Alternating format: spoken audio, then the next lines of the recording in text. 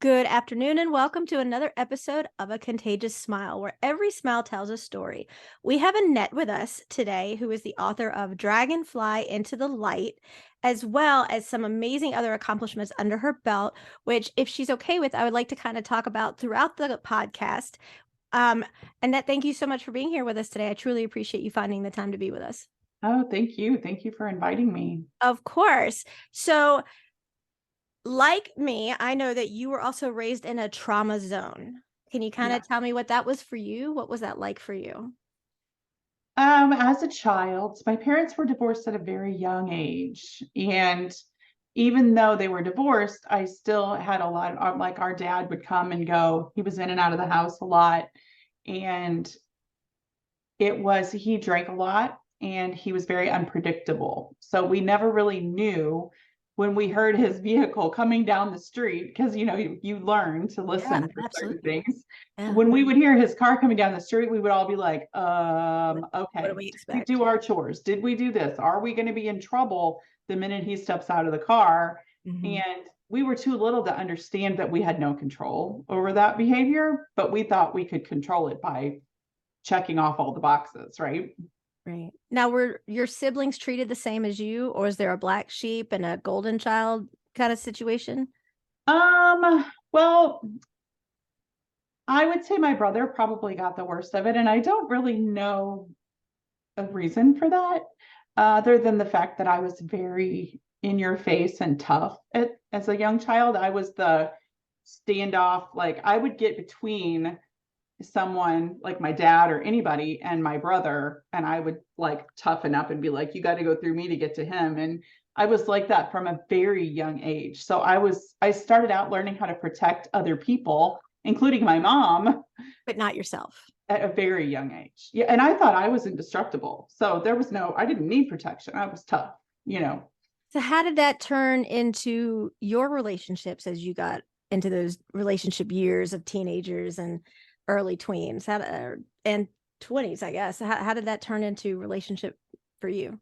Yeah, well, I have lifelong girlfriends, very close, strong, tight-knit relationships with a lot of women that have been very long, long, long, long relationships. And with men, though, I had a tendency to be attracted to people that gave me that same feeling, like made me feel powerful and strong. But then also there was this like underlying question of whether or not it was going to last forever, kind of that abandonment thing. So I spent years, literally many, many, many years, basically dating the same guy with a different face.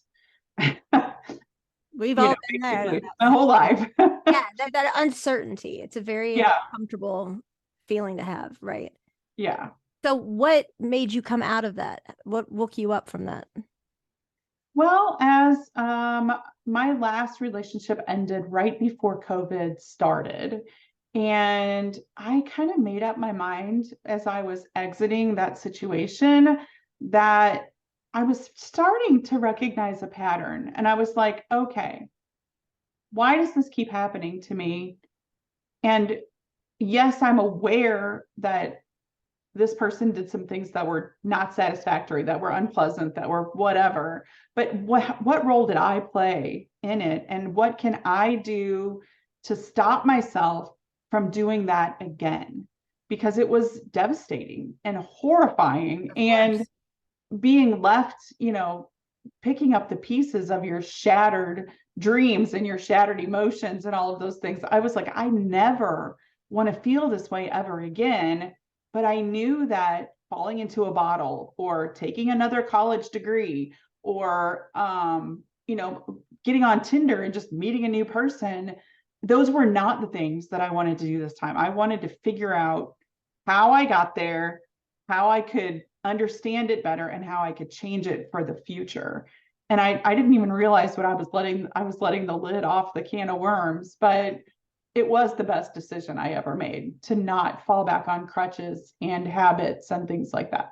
Let me ask you a question, Annette. When you started doing like the Tinder thing, I've never done that, so I'm totally clueless as of it. and you see a person, like my friends would be like, oh yeah, we swipe left, swipe right. I'm like, what are you talking about? But when you do that, aren't you nervous like prior, because you're like, I don't know what I'm going to meet, what do they put their best face forward, or is it really not the person you often hear that's in that picture? Yeah, well, I don't have a lot of experience with that because I haven't done it very many times in my life, but I decided not to do it this time because my previous experience with that sort of thing was I was attracted to people that were gaslighting me Okay. before I even met them. Oh So wow. like the gaslighting and the emotional trauma with that type of person starts in the very beginning. And once you're aware of what that looks like, you can't even go there. You're just like, nope, nope, nope. I can pick it out now just by looking at someone's profile. It's like, nope, not a good person, not a good fit, not that one. So I don't even bother at this point. So now you are a single mom to your daughter. Yeah, well, she's 37 now. So Stop single it. mom. Oh, Can I have some of your water, whatever it is you're drinking? Because you're beautiful and you do not look like you have a 37-year-old yeah. daughter. I thought you were going to be like a teenager's mom. Yeah, well, I was at one Well, point. yeah, but Now I have teenage grandchildren. I pause for do. silence. No way. You're not a grandma. Yeah. If y'all could see her, you would say, you're right. There's no way this woman's a grandma. No. Yeah. Because, you think of Natural. grandma, I think of my grandma was grandma. You look like a grandma, but like, Yeah, I know, right? yeah, My grandma had white hair when I was born. well, I just want some of your water. I can. Yeah. Okay, so now that I've totally toned off the back, tell me about how are you? Well, I can't ask that now because I was going to ask you, how did you make sure that your daughter doesn't start dating and fall into that same cycle? Well, I guess I can. So, how did you prevent your daughter from falling into that same cycle that you went through? Yeah, well, fortunately, my daughter was raised by me, myself, and a few of my friends who really made sure that we like made a pact when we were younger that we were going to make sure our children were raised to be confident and independent in a healthy way, not in the independent way that I was born and raised. Right. Like Totally different. I was uber independent and didn't want anyone's help and couldn't even imagine taking help from another person, Right. to where I have a daughter who's, she's independent. She's a special education teacher. She Okay. loves that. She's been working with special needs people since she was like 14, maybe earlier than that. So basically her whole life, she's been doing that. And I really have loved the last couple years with me going through this journey and being able to talk to her about her adult journey. We've had some really awesome conversations, and she's taking some huge steps to be more emotionally aware, more emotionally intelligent. And these changes that I'm making not only are affecting my parents, but also my grandchildren. It's like filtering both directions, which is not something I thought would happen. But the more you get into like quantum physics and emotional intelligence and vibrational fields and things like that, you start to realize that the ripples that you put out don't just go one direction, they go all directions. And it affects everyone in your life. So, what could you say to give advice on how you can recognize these cycles as they begin and how you can break away from them? Well, let's see. I talk about the lot in my book and I give some really good examples, but things that I find is a lot of times that most people don't realize that they're in a pattern of some kind, whether it be a pattern of their own that was created due to necessity, or if it was a pattern that was passed down to them through generations. So, like money and wealth, those are commonly things that are passed down through generation to generation, your beliefs around money. And then also beliefs around education. There are a lot of people who will never go to college because that's just not something their family ever talks about or discusses. And then there's also like the emotional trauma, the emotional abuse. And like my grandmother lived through the Great Depression. And looking back on our childhood, I can tell that a lot of her behaviors and beliefs were rooted because of what they went through when she was a child. Scarcity of food, scarcity of money, and, just the inability of her parents to deal with all of the pressure of that time. So they were raised in a rough household. And so was my grandpa, who she married, he was a rough guy. Mhm. And his way of resolving things was just to hit something. If something didn't work, you hit it. And that didn't matter if it was your wife or your kid or your dog. If it wasn't doing what you wanted it to do, you just hit it.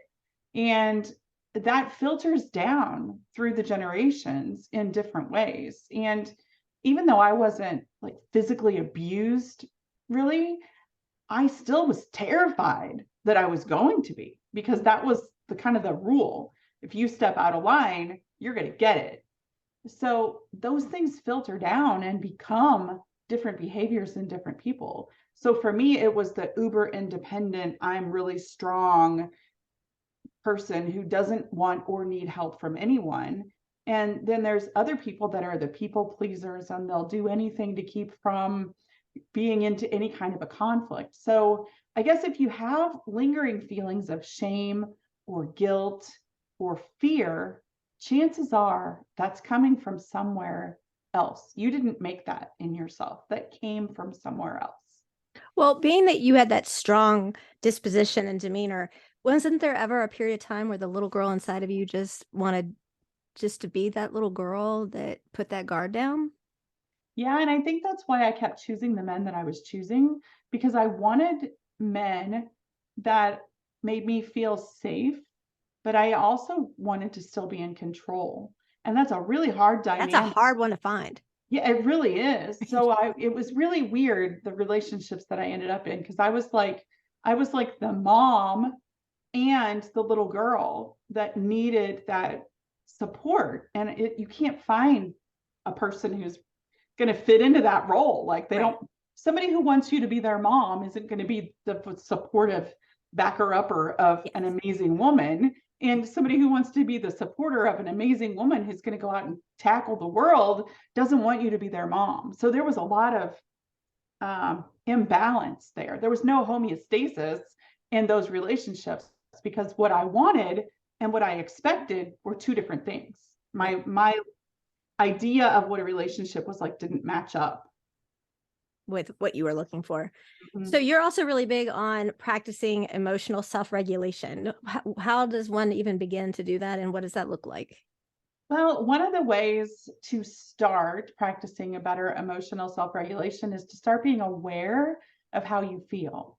A lot of people go through a day having 10 or 12 different emotions, and they don't even know, they're not even aware that they had them. So if you start paying attention to the way you feel in certain situations and how you're reacting, not responding, you'll probably find that you may have two or three go-to emotions. Usually one of them's anger for a lot of people. And you'll find that that's your go-to. Whenever something goes wrong, you either get sad and feel shamed and guilty immediately, and it's all your fault, and you're willing to take the blame for the whole thing, or you get completely angry and mad and you react and you treat other people badly because you're trying to keep the blame from being shifted on you. It's all the same emotion. It just comes out in a different way. It's fear of being seen, fear of being found out, fear of, having to show your vulnerable side. So, and I got off track. I forgot what you even asked, but hopefully I answered that question. Self-regulation, how do you begin Oh, that? yes. Yes. So when you start realizing, when you start paying attention to what your go-to emotion is and how you actually react to certain things, then you can start monitoring your behaviors and monitoring the way you react. And you can start making some shifts based on intelligent responses instead of just always going to that guttural reaction that happens immediately. Like if someone cuts you off in traffic, do you lose your stuff and call them names and scream and yell, even though they can't even hear you? Right? Or do you say, oh my gosh, I hope they're okay? Like there's a whole spectrum in between those two things. Yes, there is. Where do you land? Yes, there is. And then So, how do you become more of a calm person instead of that reactive like person? right. So, in order to become a more calm person, we need to take out our toolbox and maybe rearrange it a little bit. Yes. And one of the ways you can do that is if you examine, say, what what requirements do I have in order for myself to feel loved or accepted? And if you think about it, like, what are the things that have to happen in order for that feeling to be true for me? So, like, say, in order to feel loved, you need to be told that you're loved, Mhm. but you also need someone to do nice things for you or to buy you gifts or to always be right there with you, being your biggest cheerleader in the world, regardless of what's going on in their life. So if they're having a bad day, then you're having a bad day because you don't feel loved because they're focused on their self. So it's about the rules that you create that allow you to feel a certain way. And what you'll find is that we have a lot of really difficult hurdles to jump to get to those good things: joy, happiness, fulfillment. Like, when I reach this money mark at my job, then I'll feel fulfilled. And then when this happens, then when this happens, then when that happens, then, and you'll find that you have a lot of requirements to feel those positive, good emotions. But you'll find that in order to get angry or frustrated or feel sad, you have a lot less requirements for that to happen. So your automatic go-to, if somebody cuts you off in traffic, is anger. Then you have very few requirements to hit that emotion. And if, say, somebody at work is having a bad day and you walk in and say hi to them and they ignore you, you're instantly sad. Right. Okay, Yeah. so how many rules do you have that give you the right to feel sad, like inside of you? Like, what rules have you created? So if you have zero rules about being sad and somebody just doesn't look at you and you're instantly sad, then maybe we need to reframe what the regulations are for that emotion to be valid. Because Absolutely. typically, someone not looking at you is not a valid reason to be sad. But maybe that's what it is for you. Maybe you've come to that from something in your childhood.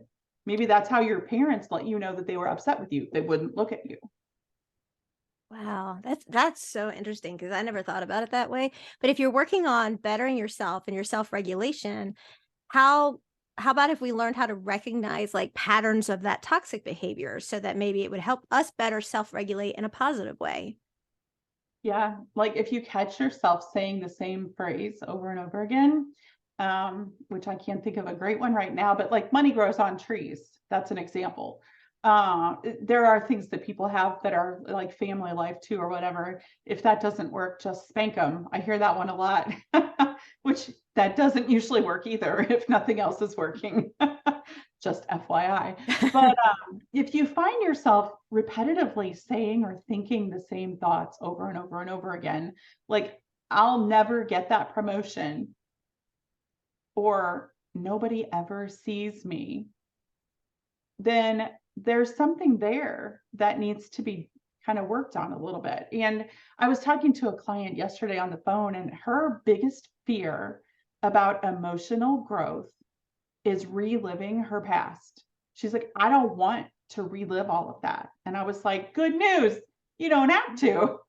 As a matter of fact, I don't even want you to. I want you to become familiar with the emotions that you have inside your body and learn how to understand them, recognize them. And one of the things I find is that some people don't even know what the emotions they're having are. They think it's anger or they think it's fear, but when you really get down to it, it's shame. Can you give me an example? Like that would be something I can totally see so many of us think. Like I'm angry for this reason, but it's really shame. Yeah, well, they're angry because they're afraid they're going to get found out. Right. And the problem is they don't have any reason to be shamed. They don't have any reason to worry about being found out, but it's so deeply ingrained in their DNA that that's their go-to emotion. So say say you're a teenager and you have a habit of not doing your homework when you're supposed to do it. Most So teenagers. whenever you're mom or dad or whoever it is says, hey, I need you to make sure your homework's done because this, oh yeah, it's done, it's done, it's done. But then you have this bubbling up like, oh my God, I'm going to be found out. I just told them my homework was done and it's not, but I'm going to get it done, but it's not. That feeling starts bubbling up. And you could say, okay, no problem, I got it. Or you can say, why do you always pick on me? How come you're always, and that's just deflecting what they said, which wasn't an insult in any way. Hey, when you get your homework done, or once you get your homework done, that doesn't require an angry, like stand up and fight response. But if that's the response you go to, it's because you have that underlying guilt. And heck, you could already have your homework done and still have that response. You might not even be hiding anything, but So how that's do your you make that better? immediate. So how do you make that better? You have to recognize that it's a pattern within you. And the only way to do that is to start paying attention. And if you realize that you're jumping to the gun or automatically always going to one typical type of reaction, then it's time to start thinking about, okay, you kind of have to start pulling it apart and be like, okay, so when this happens, I feel this way. So when mom asks me about homework, I feel angry and I just want to break something. Then okay, what makes you feel that way, and what are you getting out of it? Do you get something from that reaction? Does by throwing a fit just because the word homework came up get you something like attention or time out? Like, does your mom say, okay, well, you need to go to your room and finish your homework? Is that the reward that you're looking for? And you don't even realize that it's like a reward system. Sometimes you kind of like, what's in it for me, but you don't even realize you're doing it to get something. And you're either doing it to manipulate or you're doing it to get something. And why are you doing that? What's the underlying reason? And then figure out, like, where does that fear come from? And sometimes you can't figure out where it came from, but you can accept that it's there, and you can start learning how to reframe it and feel differently about each situation that makes you feel fear, because there may be several different ones. And if you don't know where the fear comes from, you can't like erase the cause, but you can learn to deal with it every time it pops up. So And it tell may be I'm so different sorry, I things. didn't mean to cut you off. Oh no, that's okay. There's like a 2-second delay here for some reason. What made you decide to write your book? What was the message you were trying to get out? Well, first of all, I started writing it in like 2006 just as therapy for myself. And then during the pandemic, when things were kind of slow, I was like, you know what? I really ought to finish that book. So I sat down and started looking at it, and I decided that I wanted to make sure that it was a fiction-based book because I wanted to be able to create the characters in a way that would be very relatable to everyone. And I wanted to make sure that they were um, like somebody's sister, somebody's Mhm. mom, somebody's whatever, so that you could really, really relate. And then I wanted to make sure that not only was the story really good, but I wanted to raise awareness about emotional abuse and trauma. I wanted to raise awareness about generational patterns and generational curses. And I wanted to give people some ideas on how they might start the healing process. Because I feel like a lot of people don't even realize they're in an emotionally violent or emotionally scary situation until they're out of it. So my goal is to raise awareness and maybe prevent people from going down that road. Maybe if I educate you and you can educate your daughter, then she won't ever go through some of the things that many of us have gone through.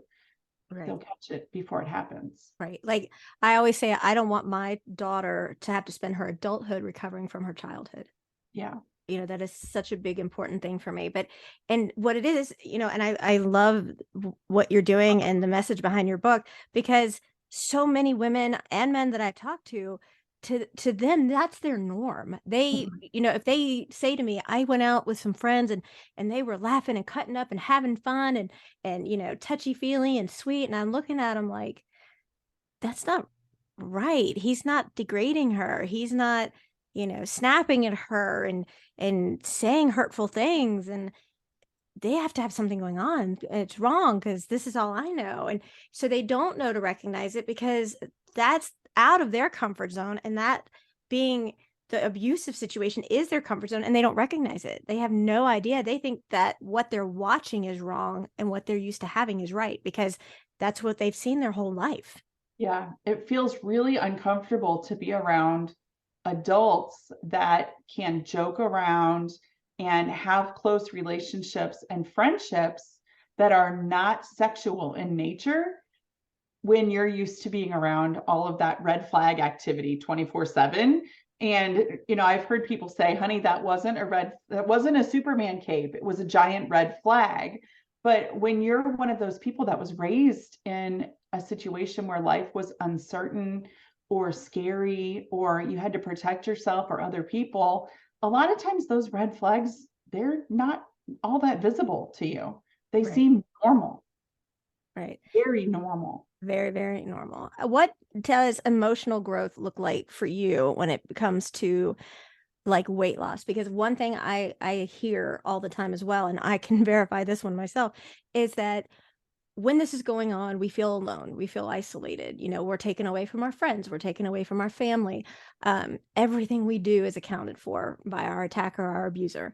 And so we have nothing. And a lot of time we just sit in a corner and comfort ourselves with food. And it might not even taste good. It's the fact that, we pick it out. It's something we choose, we have control of, and we shove it in our face.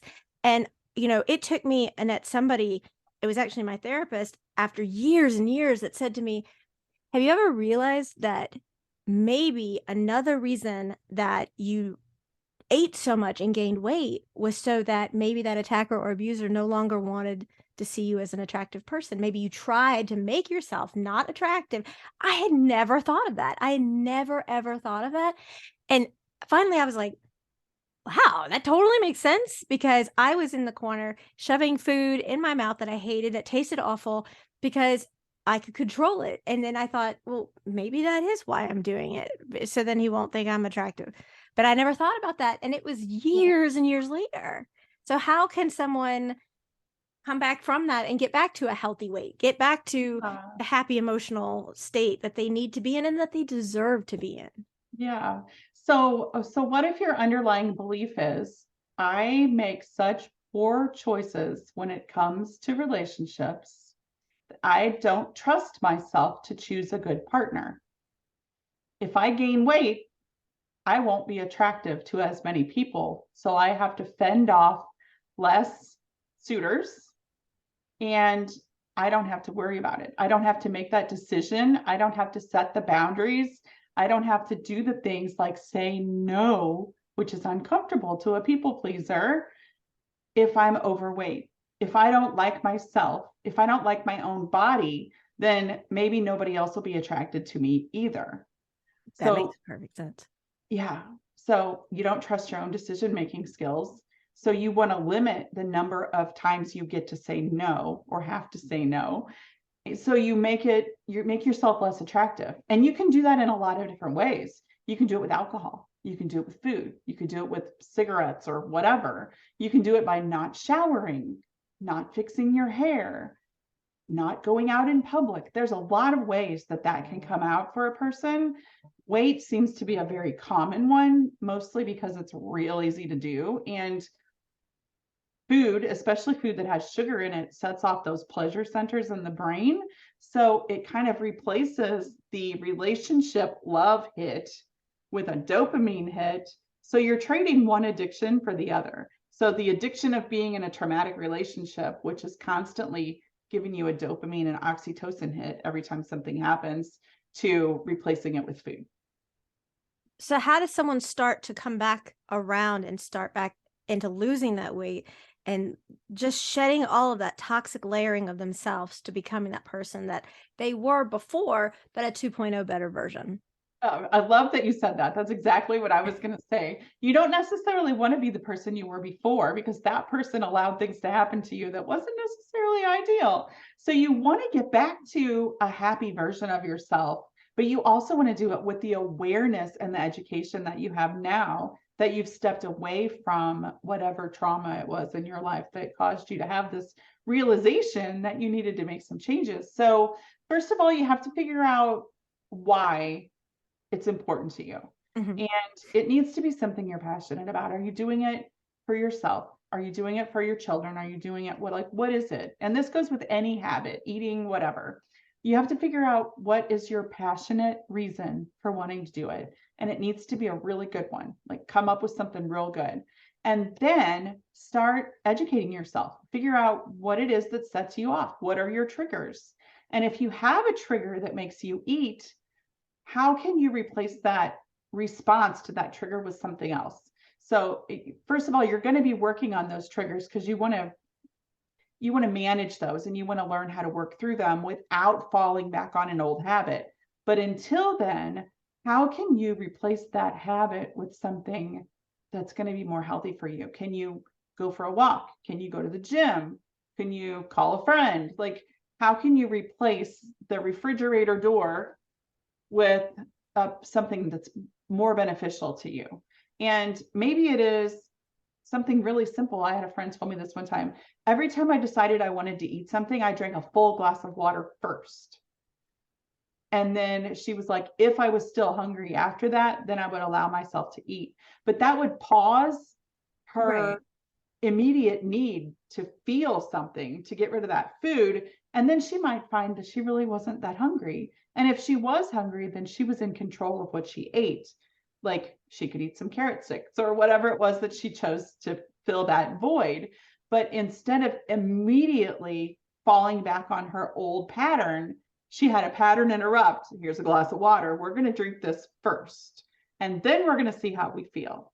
So, and you can do that with anything. You just have to decide and make yourself really aware and stay on top of it. When I start to feel this way, I'm going to do this instead. And then replace that bad behavior with something that's more healthy, or at least makes you take a pause so that you can think about it before you do it. See, let me ask you, because obviously this is definitely your wheelhouse. So I realized that, for instance, like I drink unsweet tea. I don't drink sweet tea because of the sugar. And I always say, I used to go into the kitchen to get like a pen when I'm, somewhere wherever else in the house. And instead, I come back with a cookie. And I'm like, why did I get the cookie? I wasn't even hungry. And I realized it's because, like, subconsciously you go in the kitchen and you're like, oh, I have to eat because I'm in here. And then I'm like, why didn't I just grab some grapes or some cashews or something? Why did I go for that? I don't even like sweets. Like, why am I in here grabbing a cookie that doesn't even taste good, that I don't even want? And then I come back, I'm like, I didn't even get my pen. Like, what is this? So I removed all of the things that don't belong in a kitchen out so that I can't say I need a pen and I go in the kitchen, because That's a I was great hoping idea. that's a good starting point because, I'm trying to like shed a little bit here. So I need any advice you could give. Yeah, and that's a great awareness. And that was a great thing for you to do. So you realized that that's a trigger for you. Being in the kitchen makes you want to eat. But I'm never Regardless. hungry. I just do it. Yeah, It feels like, yeah. Mine's sitting on the couch. If I'm sitting on the couch, I'm like, what can I eat? So I try not to sit on the couch, like keep myself busy doing other things. And in the summertime, it's a whole lot easier than in the wintertime because it's dark at 5 p.m. You've true. got nothing to do. It's cold outside. So one of the things I like to do in that situation is when you're trying to make a shift, but it's really inconvenient to do so, Mhm. is really find something that you enjoy doing, like get a hobby. I bought a Cricut this last year so that when I felt the need to do something with my hands or keep my mind busy, like if I was ruminating, like, why is this happening to me? Why, blah, blah, blah, blah, blah, around and around Right. and around. I would make a really intricate design and cut it out on my Cricut so that I had to sit there and pick those little tiny pieces out of it for like an hour. And that would busy my mind enough that I would get off the track I was on and focus on something else. And sometimes your brain just needs a break from all of that worry and Yes. stress. Right. I'm this person that I always want to make people laugh, and that no matter what the dark cloud, there's a silver lining behind it. Like I became deaf when my eardrums were ruptured with all the brokenness in my face. So I'm like, oh, this is great. When I don't want to hear somebody, I just turn them off. And I'm like, yeah. And my daughter's like, are they off again? I'm like, what? I mean, that's great. And like I was joking, I've had the same surgeon for almost all of my arm and hand surgeries. And when I went in, I was like, okay, I've got this. I've got this. And I'm old school. I'm hat, when it comes to the OR. And I go in there, Annette, and I'm like, how do I say goodbye to my hand? And then I was like, maybe I can't reach for as many cookies anymore, and I'm thinking, and I was like, no handouts, no more handouts. And my surgeon's like, oh my God, are you kidding me? And, I was just like, high five. Nope, can't high five because I'm numb now. And you always try to make it lighter, but then you're always trying to be cognitively aware of what that is to make it better. And it's so hard because so many people just find that comfort because the food doesn't talk back to you. It just gives you that instant rush, but then you crash from it and then you just go back and get more. And, you just want to help people and say, let's not keep hiding behind that food because it's got to be so intense all the time, and then you just keep putting on weight and you don't feel well. And then you feel it's like a downward domino spiral. Yeah, it It, really is. And then the more disgusted you get with yourself, the more you eat. yes. You're like, oh, great. I just ate a whole box of Twinkies. Well, I might as well just have another one because I already did that. I might as well just top it off. Let's put some icing on top of that. That stuff in the middle is not enough. Right? Yeah. Let's wash it down with a big Coke too. Yeah, of course. Yeah. Oh, that's brutal. Tell me about the clients that you work with. What kind of clientele do you work with? Are you opening to taking new clients on right now? I am. And the type of people that I really like to work with are people that have already realized that something isn't quite right and they're ready to take the next step into becoming their best version of themselves. And those are the people that I just really passionately love working with because I love seeing those light bulb moments when they're like, oh, that's why that used to happen. Okay, well now I know better. Now I can do this instead. And of course, every situation is completely different. Oh, sure. So it's hard to come up with examples, but yeah, I spend most of my time with women. I've dealt with a couple of male clients, but I find myself a lot more comfortable with women just because I understand their thought processes and stuff better. I feel like we connect more than I do with men, and probably partially because haven't always had the best relationships when it comes to men. So I have a little bit of a lack of trust there with some of those things, which I'm working on myself. So Can it's you always evolving, always. always can you tell our listeners about your background and why it would be such a great fit for them to come and talk with you? Well, my expertise started when I was probably around 40 when I decided I was going to become a naturopathic doctor. So I became a doctor at a later age. And I'm a board certified naturopathic doctor. I think I did that in 2014. And Yeah. it's been an amazing journey because I love helping people figure out the root situation, whether it be an emotional root trigger or maybe it's a health like DNA, genetics, like whatever it is. I love to help the whole person. And I really feel like with all of the experience that I've had in that arena, I'm very well suited to help people kind of weed their way through. And I was misdiagnosed at the age of 30 with rheumatoid arthritis because they didn't know what else was wrong with me. And come to find out, it was really just inflammation and food allergies. So once we got to the bottom of Big that and difference. cleared out my diet, my fingers are straight. Look at them. There's no crooked fingers.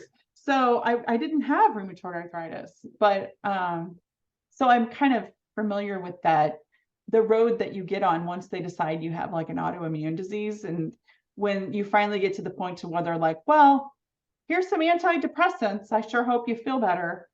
And I was like, I'm not depressed. I'm sick. Like, Big difference. Yeah. yeah, Yeah. but they just don't know what to do with some people.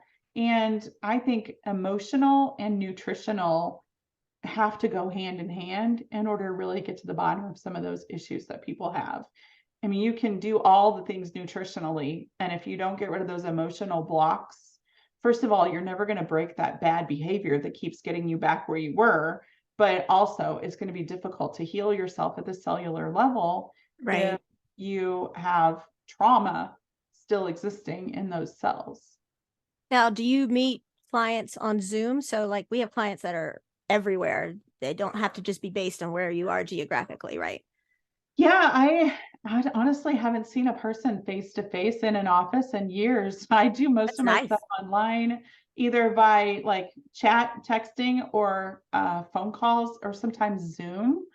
It depends on who it is, the situation, where we are. And I kind of decided I liked working from home and being a little bit of a nomad years ago. So I travel frequently, and I just take my phone with me, and wherever I am is where I help people. And I don't have to be tied to an office or a desk or a certain location. That's nice. Now, tell everybody how they can find you to get in touch with you. Yeah, the easiest way is probably just to go to my website. It's AnnetteCopeland.com. You can also find me on Facebook under Annette Copeland, or on Instagram as Ask Dr. Annette. And you can find my book, Dragonfly Into the Light, on Amazon. Now, Annette is offered to do a couple of autographed books for some of our lucky listeners. So we thank her for that. That's going to be so amazing of her to do that. Also, we ask everybody to leave us with, you get to choose either a story that you have from one of your clients that just made your day, or a quote from you. Oh, let me think.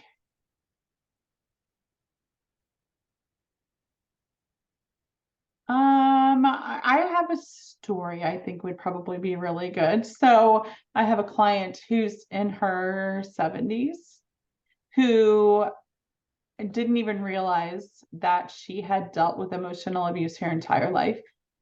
And she read my book, and about halfway through the book, she messaged me and was like, "Whoo, this book, I'm crying. Like, you really, really got me in the feels here on this book." And I was like, "Oh, good. Well, don't stop reading. You got to finish it, because it comes full circle. Like, you can't stop in the middle. You have to keep reading." She was Right. like, "Oh, don't worry. I am. And after the book was done, she said, okay, first of all, I had no idea that I had been through some of the things that you exampled out in your book." And she said, "But I know it's kind of late in my life. Do you think it's too late for me to live my best life?" And I said, "Girl, no, it is never too late to live your best life." I love that. And you kind of gave me a quote at the end anyway, which is great. I love that. I don't think you could be ever to any age Yeah. to live your best life. Not at all.